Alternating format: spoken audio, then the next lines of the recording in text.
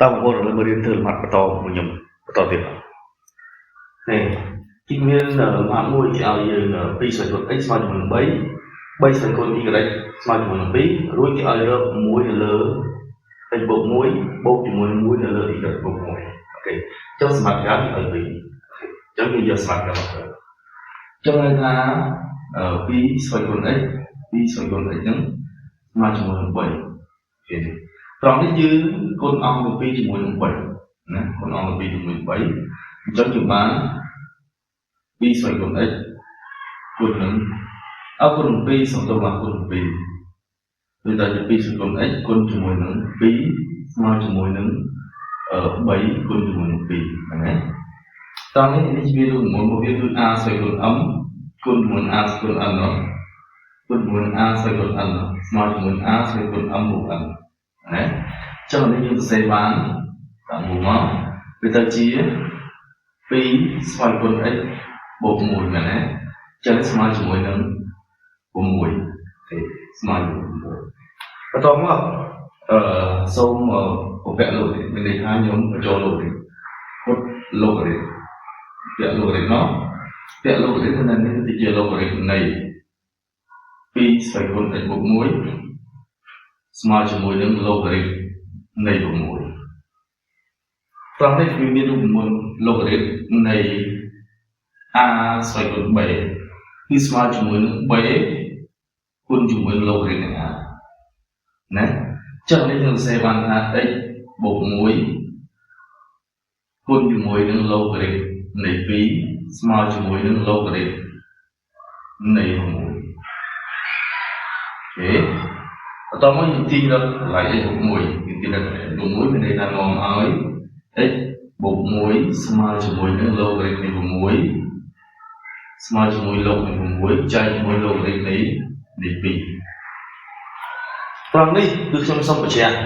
សូមយកភាពបែកខាងលើវិញភាពយកទៅក្រោមវិញអញ្ចឹងមានន័យថានេះវាទៅជាមួយទៅលើ x បូក1ស្មើជាមួយនឹងយកភាពបែកខាងលើវិញមានន័យថាលោករីនៃ2ចែកជាមួយលោករីនៃ6វិញហេចឹងនេះខ្ញុំសូមតាមវាជាសមីការ a មួយចុះជាសមីការ a មួយឥឡូវយើងមើលទៀតយើងមើល3ស្វ័យគុណ y អញ្ចឹង3ស្វ័យគុណ y ស្មើជាមួយនឹង2ស្មើជាមួយនឹង2តោះនេះគឺខ្ញុំគុណអង្គនឹង2ជាមួយនឹង3វិញគុណនឹង3វិញគុណនឹង3យើងបាន3ស្វ័យគុណ y គុណជាមួយនឹង3ស្មើជាមួយនឹង2គុណជាមួយនឹង3ណាចុះយើងបាននេះគេy ស្វ័យគុណច្រឡំសតួ3ស្វ័យគុណy បូក1ស្មើជាមួយនឹង6ស្មើជាមួយនឹងយើងពពកលោករីដូចគ្នាមានន័យថាយើងបញ្ចូលលោករីដូចគ្នាបញ្ចូលលោករីមកបញ្ចូលលោករីមានន័យថាលោករីនៃ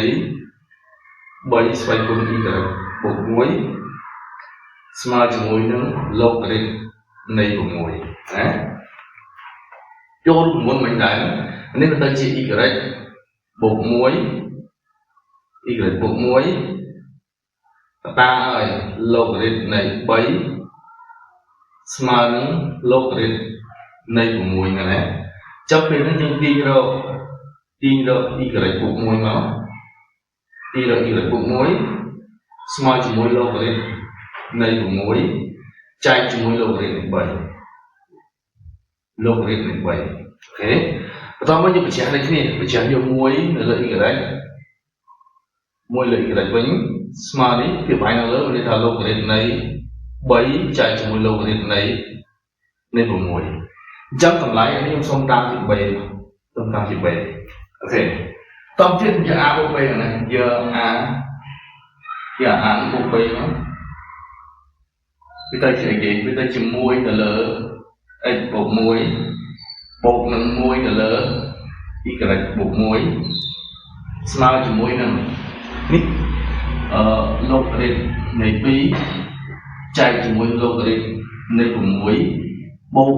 លោករីនៃ3ចែកជាមួយលោករីនៃ 6មែនទេអូខេ